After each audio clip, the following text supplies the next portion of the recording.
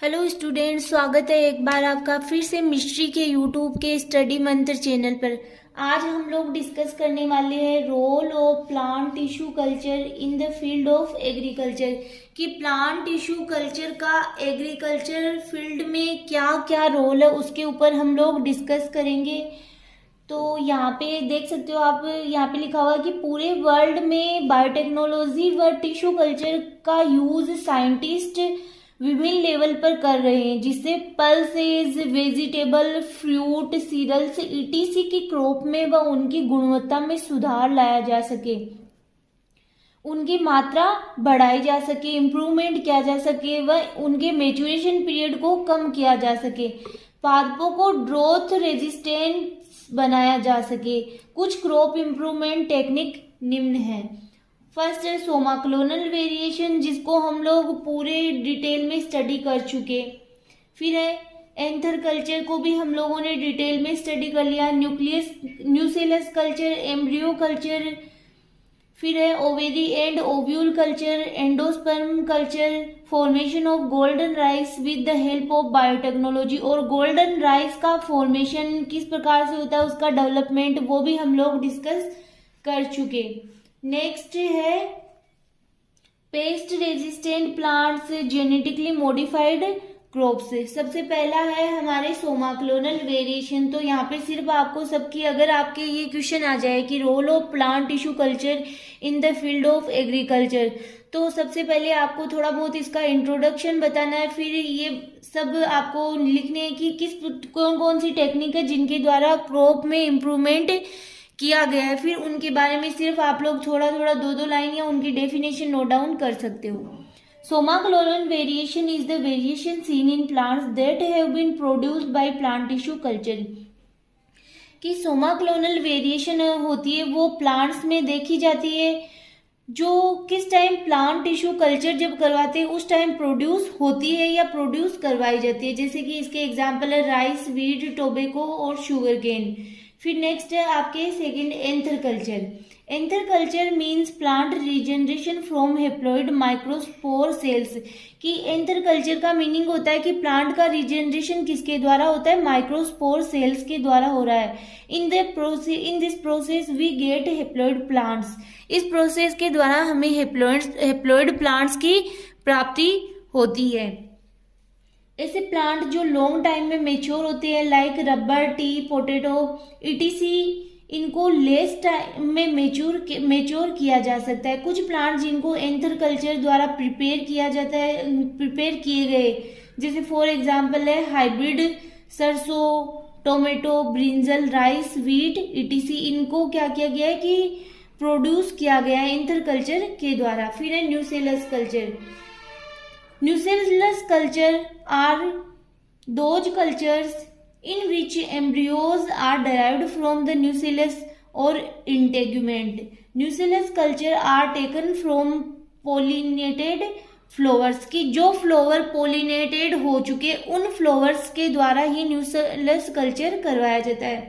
Nucellus culture lemon, कुकुमेलेसो, खरबूजा जिसको बोला जाता है, बेल में किया गया है।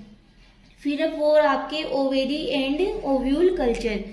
जिन प्लांट्स में एम्ब्रियो बहुत ही सूक्ष्म होते हैं उन प्लांट्स में से ओवेरी या ओव्यूल को निकालकर उनकी कल्चर मीडियम पर ग्रोथ करवाना अपेक्षाकृत सरल होता है। Ovary culture tomato and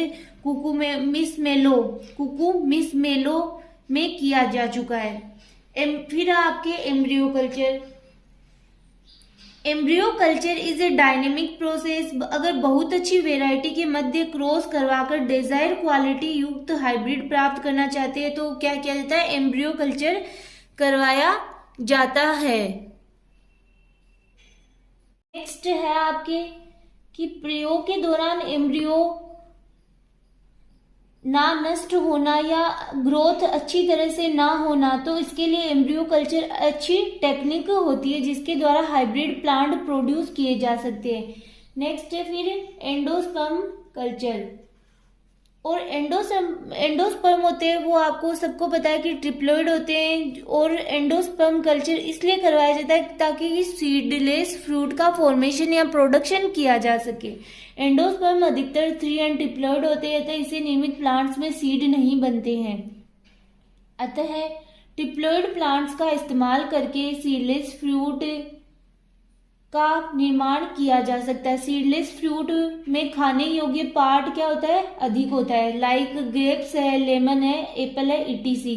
next है आपके 7 point formation of golden rice with the help of biotechnology, कि बायोटेक्नोलॉजी की हेल्प के द्वारा गोल्डन राइस का फॉर्मेशन किस प्रकार से किया जाता है। गोल्डन राइस होते हैं उनमें बीटा जो विटामिन ए है उसकी बहुत अधिक मात्रा पाई जाती है, जिसमें जो प्रीकर्सर होता है वो बीटा कैरोटीन होता है।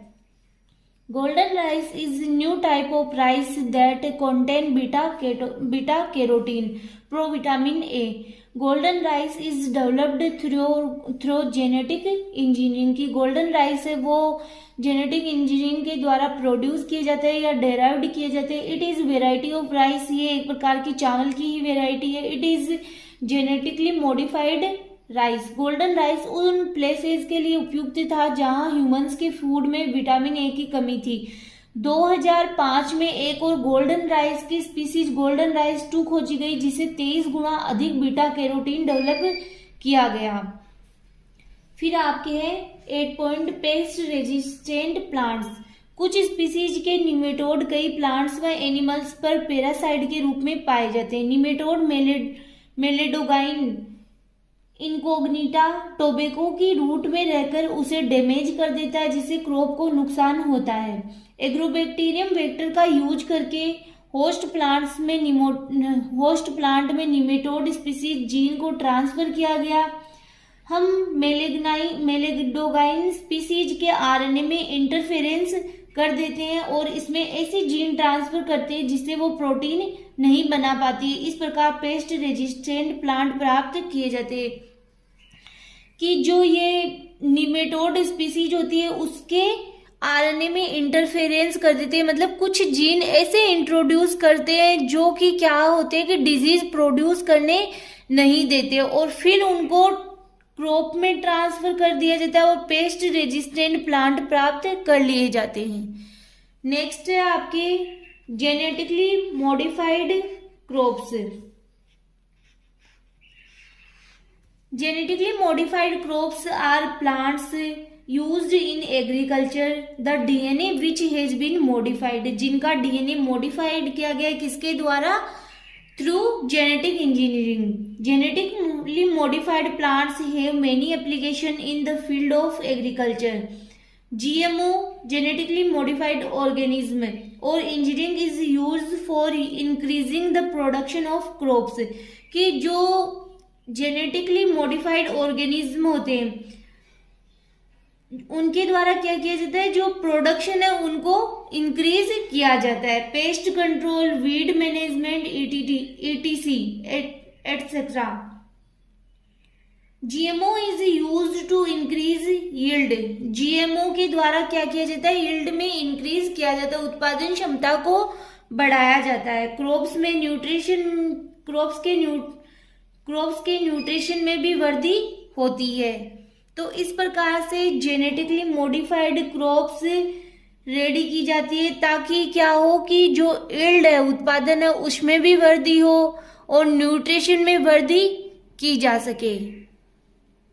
नेक्स्ट है आपके विश्व में ग्रीन रिवॉल्यूशन के कारण खाद्यान्न में काफी बढ़ोतरी हुई, किंतु पैदावार अधिक उन्नत क्रॉप्स के उपयोग से ही बढ़ी है। साइंटिस्ट ने बायोटेक्नोलॉजी का यूज करके जीन को डिफरेंट टाइप से मॉडिफाइड किया। जेनेटिक रूप से परिवर्तित organism GMO genetically modified organism कहलाते हैं, कि जिनके जीन को क्या किया, मॉडिफाइड किया गया है, वो क्या कहलाते हैं, जेनेटिकली मॉडिफाइड ऑर्गेनिज्म या जीएमओ कहलाते हैं। एग्रीकल्चर में पेस्टिसाइड का यूज रोकने या कम करने हेतु जेनेटिक रूप से ऐसे प्लांट प्रोड्यूस किए जाते हैं जो पेस्ट रेजिस्टेंट होते हैं, जिससे मतलब कि ऐसे प्लांट प्रोड्यूस किए जाते हैं जो खुद ही क्या करते हैं, पेस्ट रेजिस्टेंट होते हैं। जैसे कि हमारे इसका सबसे मोस्ट एग्जाम्पल है बीटी कॉटन।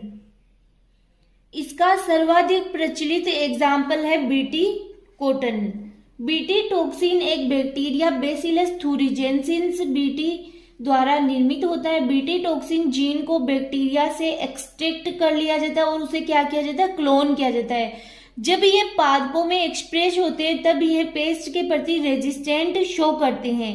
इस प्रकार एक बायोपेस्टिसाइड का फॉर्मेशन होता है, लाइक बीटी मेज, tomato, soybean, BT cotton etc. तो ये टॉपिक भी आपके यहीं कंप्लीट होता है कि किस प्रकार से जो प्लांट टिश्यू कल्चर है वो एग्रीकल्चर में अपना रोल प्ले कर रही है। नेक्स्ट लेक्चर में हम नए टॉपिक